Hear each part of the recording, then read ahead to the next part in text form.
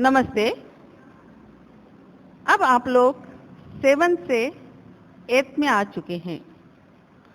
अब यहाँ से हाई स्कूल का सफ़र शुरू होता है। तो आज हम लोग 8वीं कक्षा हिंदी पहली इकाई उसकी पहली कविता हे मातृभूमि। मातृभूमि यानी एक जो है जन्म देने वाली माँ होती है और दूसरी हमें पाल पोस कर बड़ा करने में मदद करने वाली हमारी मातृभूमि होती है।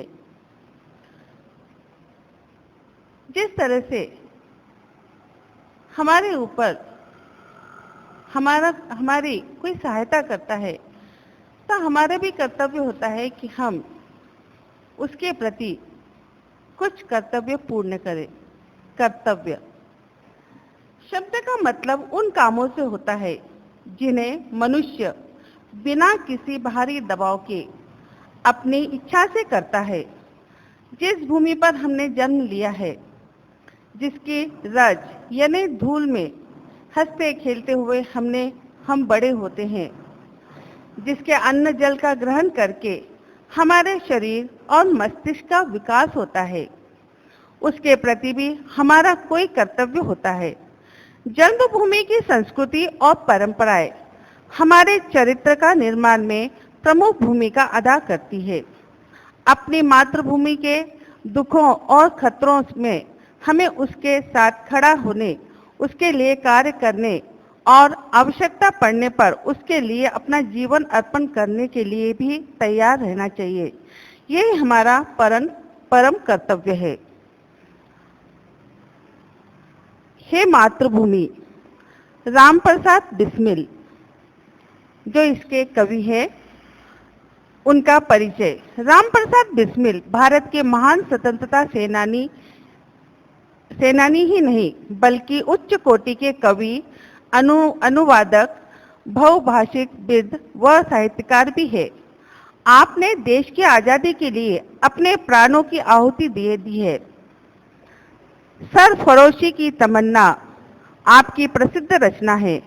बिस्मिल उपमान के अतिरिक्त आप राम और अज्ञात के नाम से भी लेख और कविता लिखते थे। प्रस्तुत कविता में क्रांतिकारी एवं स्वतंत्रता सेनानी कवि राम प्रसाद बिस्मिल जी ने मातृभूमि के प्रति अपने प्रेम एवं भक्ति भाव को व्यक्त किया है। यहाँ आपने मातृभूमि की सेवा करने और देश हित में निछावर हो जाने के लिए लालसा व्यक्त की है। प्रथम पंक्तियां अब हम लोग देखेंगे। आप अपने अपनी किताबों की तरफ, अपने कविता की तरफ ध्यान दीजिए। हे मातृभूमि, तेरे चरणों में शीश नवाऊं, मैं भक्ति भेंट अपनी तेरी शरण में लाऊं। हे मातृभूमि, हे जग जननी, मेरी तमन्ना है, मेरी मन की उत्कृष्ट अभिलाषा है कि मैं जब भी इस पृथ्वी पर जब तक रहूं और मौका आने पर अपना शीश आपके चरणों में अर्पित कर सकूं, यही मेरी भेंट होगी आपके लिए। हे मातृभूमि, मैं तेरे चरणों में शीश नवाऊं। चरण यानी पैर, शीश यानी सर, भेंट उपहार तेरी शरण में लाऊं। हे मातृभूमि,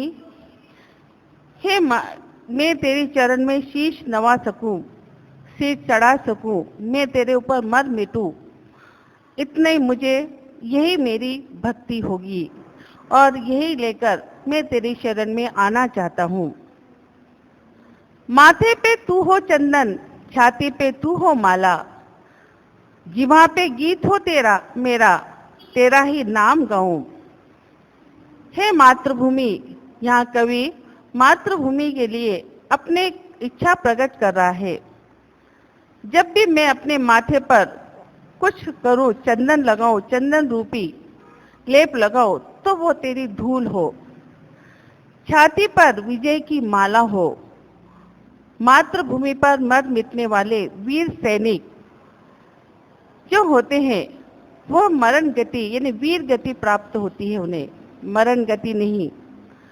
जिह्वा पे गीत हो तेरा मेरा, जिह्वा पे हमेशा, जिह्वा यानी जबान, अपने जबान पर, अपने मुंह पर हमेशा तेरा ही गीत गाऊं, तेरे नाम हमेशा जपता रहूं।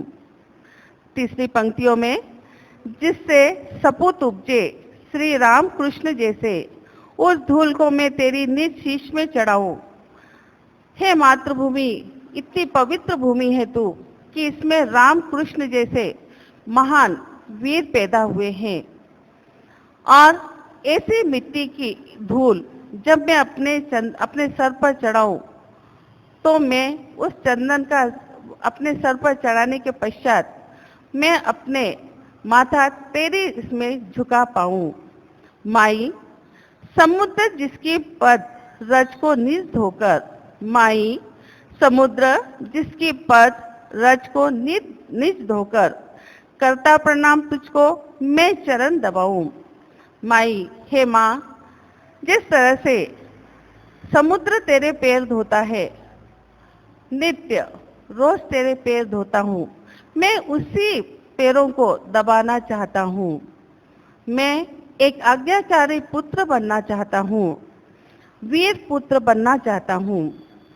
सेवा में तेरी माता मैं भेदभाव तजकर, वह पुण्य नाम तेरा प्रतिदिन सुनूं और सुनाऊं। हे माता, मैं तेरी सेवा में बिना किसी भेदभाव के, कोई जाति धर्म न हो, ऐसे पुण्य नाम, ऐसा पवित्र नाम मैं तेरा प्रतिदिन मैं गाऊं और दूसरों को भी अपनी मातृभूमि की प्रशंसा कर सकूं।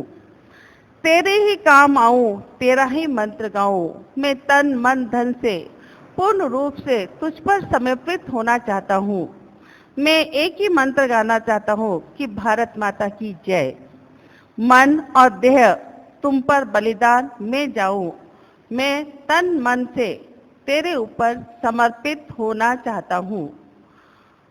अब जिस तरह से ये कविता यहाँ पर पूर्ण होती है और आपको जिस तरह से बोर्ड पर शब्दार्थ दिए गए हैं और साथ में होमवर्क भी दिया गया है, जो प्रैक्टिस बुक में आपको 1 से लेकर 4 तक के पेज पूर्ण करना है।